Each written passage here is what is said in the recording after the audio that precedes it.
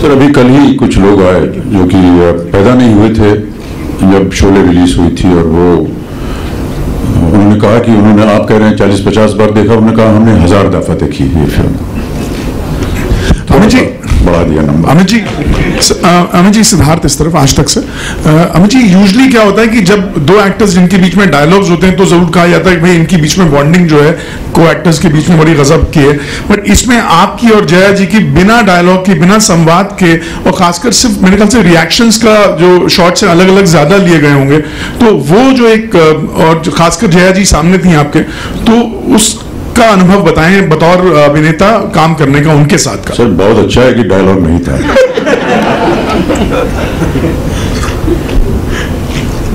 हम लोग पति पत्नी बने जंजीर के बाद, तो जब शोले की बात हुई तो हम पति पत्नी थे, और हमारी जो पहली संतान श्वेता, हमारी जो बेटी है, उसका भी योगदान है शोले में।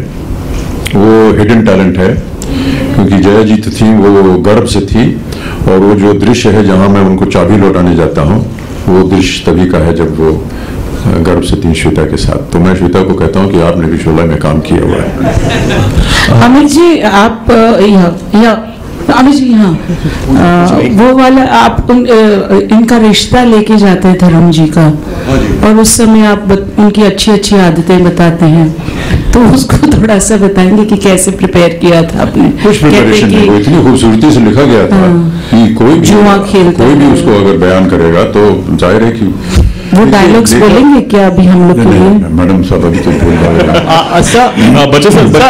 देखिए, मैं आपको बताऊं, लेखक जो होता है ना, वो बहुत, उसकी भूमिका बहुत प्रथम होती है, और क्योंकि लेखक न केवल लेखक होता है, एक कलाकार भी होता है, वो एक्टर भी होता है, क्योंकि अगर वो उसे एक्टिंग नहीं मालूम होगी तो वो उस तरह से वाक्य नहीं लिख पाएगा। तो सलीम साहब और जावेद साहब एक्चुअली एक्टर्स भी हैं, राइटर्स भी हैं।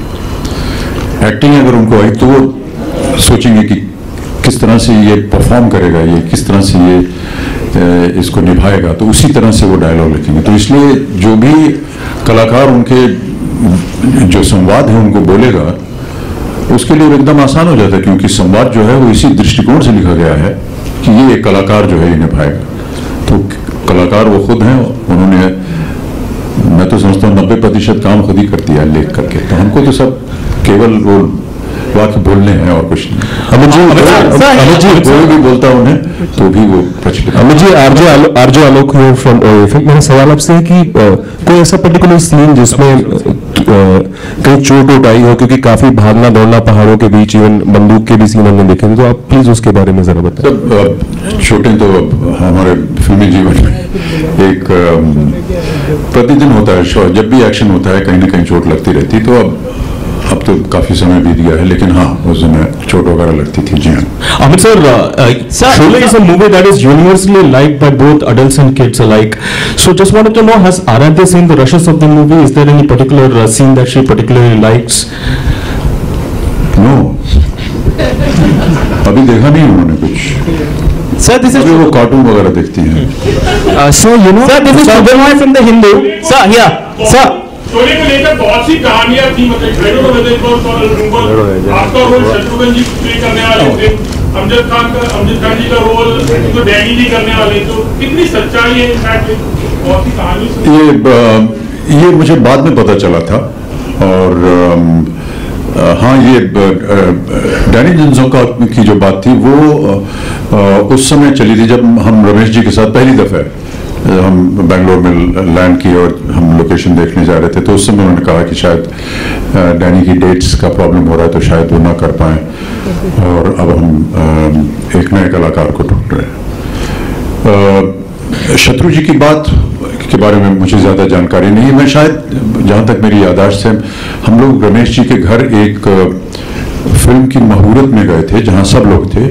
वो फिल्म, उसका शायद शीर्षक था 1, 2, 3, अब ठीक से याद नहीं है। तो उसमें बहुत से कलाकार काम करने वाले थे, और फिर वो शायद नहीं बनी और शोले बनी, तो उसकी ज्यादा कहानी मुझे मालूम नहीं है। Sir, over here. Sir, can I ask one question, sir? I have an opportunity to ask you a question, sir. Thank you, sir. So, इतनी हिट सर इतनी हिट पिक्चर थी सर, इतने लेजेंडरी कैरेक्टर्स है sir, तो what make you experiment with Ram Gopal Verma की arc sir? Sir ये उनसे पूछिए आप। बट इवन यू, लेकिन जब भी कोई फिल्म बनती है उसके साथ अगर मेरा संबंध है तो मैं ये नहीं कहूँगा कि जितनी भी गलतियाँ हुई हो या उसकी जो अच्छाई हुई हो उसका श्रेय मुझ पर नहीं आना चाहिए, ऐसा मैं नहीं कहूँगा। मैंने बहुत सोच समझ करके हर फिल्म में काम किया है, और अगर वो नाकाम हुई है तो उसका जो नाकामी है उसका श्रेय मुझको भी मिलना चाहिए और जो बनाने वाले हैं उनको भी मिलना चाहिए। तो मैं ये नहीं कहता हूँ कि मैंने कोई गलती की। हाँ, हर फिल्म को हम करते हैं और मैं ऐसा मानता हूँ कि दिल लगा करके काम करते हैं।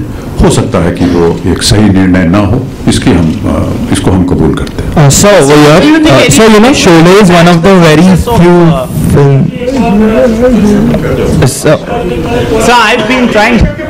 So over here, so you know, Sholay is one of the very few films in which the independent characters have gone on to become film titles, like Jai Viru or Gabbar. So how does it feel when the characters become a title of a film?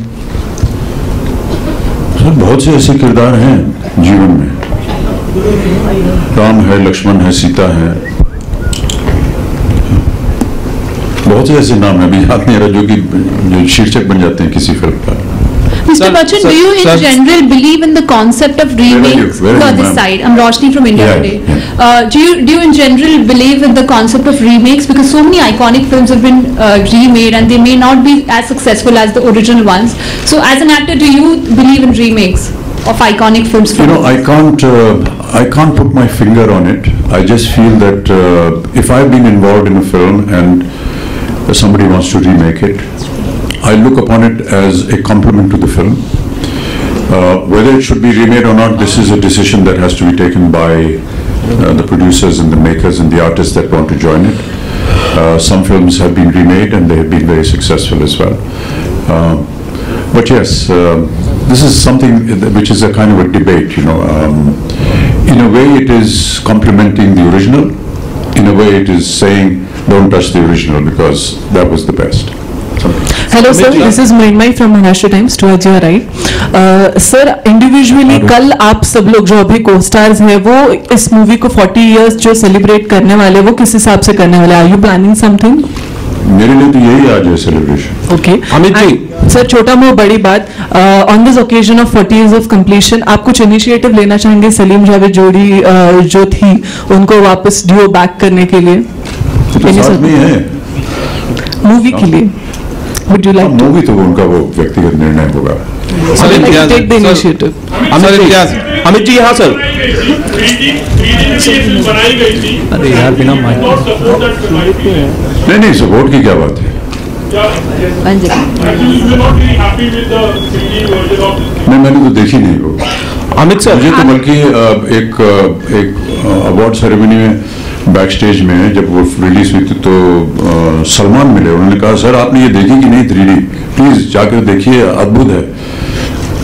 वहां से मुझे पता चला कि वो कितनी सफल हुई है, पर मैंने अभी तक नहीं देखी इसे। सर इम्तियाज यार, sir this side left. Sir कहते हैं कि लालने के पाँव पालने में पता चल जाते हैं, तो आपको क्या जरा सा भी एहसास था फिल्म जब शुरू हो रही थी या बीच में फिल्म जब कर रहे थे कि ये फिल्म जो है ये माइलस्टोन बनने वाली है? नहीं, हमको कभी ऐसा एहसास नहीं हुआ। ये हम जानते थे कि जितना इसमें परिश्रम किया जा रहा है वो उसका फल आना चाहिए। और क्योंकि आपने ये पूछा तो अचानक मुझे याद आया, और क्योंकि हम अमजद भाई की बात कर रहे थे,